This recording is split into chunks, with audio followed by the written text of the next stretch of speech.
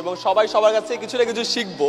আমি একটা গল্প শেয়ার করতে চাই। এই গল্পটা আমার 5-6 বছর আগে একটা ইউটিউব ভিডিওতে দেখেছিলাম, যেটা আমার লাইফকে অনেক ইন্সপায়ার করেছিল। তখন আমি কেবল 10 মিনিট স্কুলের জার্নিটা শুরু করছি। তো এই গল্পে বলে একটা স্পেশাল গাছের কথা বলে। এই গাছটার নাম হলো চাইনিজ ব্যাম্বু ট্রি। চায়নাতে এক ধরনের বাঁশের গাছ হয়। সেই বাঁশ গাছে যখন আপনি বীজ বপন করবেন, 1 দিন 2 দিন পানি দিবেন, গাছটা বড় হয় না। 1 মাস 2 মাস পানি দিবেন, গাছটা বড় হয় না। সার দেন, যত্ন করেন, কোনোভাবেই গাছটা বড় হয় না। 1 বছর বীজ থেকে চারা গাছ অঙ্কুরিত হয় না। 2 বছর, 3 বছর, 4 বছর পর ফাইনালি ওই বীজ থেকে অঙ্কুরিত হয়ে চারা গাছটা মাটির উপরে ওঠে এবং এরপরে মাত্র 4 সপ্তাহে চারা গাছটা 90 ফুট লম্বা বাঁশের গাছ হয়। কয় ফুট? 90 ফুট। এই গল্পটার সাথে আপনাদের সবার লাইফের মিল আছে। আপনারা এখন অনেক কষ্ট করছেন, অনেক কষ্ট করে ঢাকায় আসছেন, অনেকের সাথে পরিচিত হওয়ার চেষ্টা করছেন, নেটওয়ার্কিং করছেন, কল দিচ্ছেন, হয়তো বা পাত্তা পাচ্ছেন না, অনেক জায়গায় যাচ্ছেন, কাস্টমার কিনছে না। মনে রাখেন, আপনারও বীজটা একটু অঙ্কুরিত হতে টাইম লাগছে। ওই যে 4 বছর একবার করে একবার যখন ওখান থেকে বের হবেন, 4 সপ্তাহে 90 ফুট এই স্টেডিয়াম পার হয়ে যাবেন। আমরা সবাই যখন উদ্যোক্তা হতে চাই বা কোনো একটা কাজ করি, শুরুর পথটা অনেক কঠিন হয়। আমাদের সবার নিশ্চয় অনেক কঠিন একটা সময় যাচ্ছে, তাই না? অনেকে স্ট্রাগল করছেন, অনেকে চিন্তা করছেন ছেড়ে দিব কিনা, বা তাও এই জায়গাটা আপনি ধরে আছেন। একটা অদ্ভুত জিনিস আমাদেরকে আটকে রাখে, এটাকে বলে কমফর্ট জোন। কি জোন? Comfort zone. সকালবেলা শীতের সকালে কম্বল মুড়ি দিয়ে থাকেন না? উঠতে ইচ্ছা করে? উঠতে ইচ্ছা করে কারো? আপনি অনেক কমফোর্টেবল, আরামে ঘুমিয়ে আছেন, আপনার উঠতে ইচ্ছা করে না, আপনি ওই জায়গায় থাকতে চান।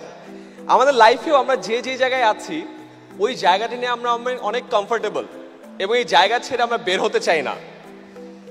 আমি কিছুদিন আগে একটা গল্প পড়লাম যে এক বিশাল রাজা ছিল, তাকে 2টা টিয়া পাখি গিফট করা হয়। কি পাখি? টিয়া পাখি।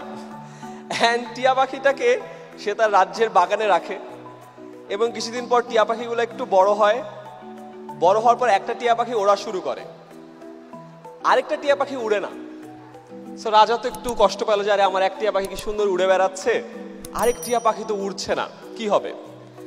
অনেকদিন চলে গেল, ওই টিয়া পাখি উড়েই না।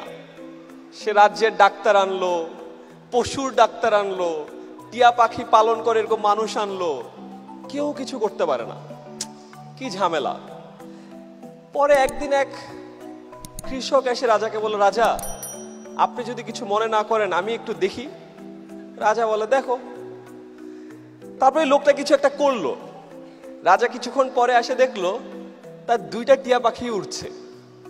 রাজা তো অবাক যে ভাই আমি এত কিছু করলাম, এই টিয়া পাখিটাকে উড়াইতে পারলাম না, এই কৃষক আসছে কি করছে? তো কৃষককে ডেকে পাঠায়, যাই তুমি করছোটা কি? রাজা আপনি যদি খেয়াল করে দেখেন, আপনার যে টিয়া পাখিটা উড়ে না, ওই ডালের ওই ডালটাতে বসে থাকে, ওই ডাল ছাড়া কোথাও যায় না। আমি গাছে উঠে ওই ডালটাকে কেটে ফেলছি, এন্ড ডালটাকে কেটে ফেলার পরে ওই টিয়া পাখিও ওড়া শুরু করছে। মোরাল অফ দ্য স্টোরি কি বুঝছেন? আমরা আমাদের সবাই কম্বলের ভিতর ঢুকে আছি।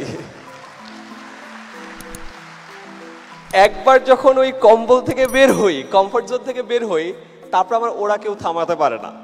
সো যে যেখানে আছেন, আজকে ভাবছে যে না শুরু না করি, আরো কয়েকটা মাস দেখি, 2 মাস দেখি, আরো একটা কনফারেন্সে যাই।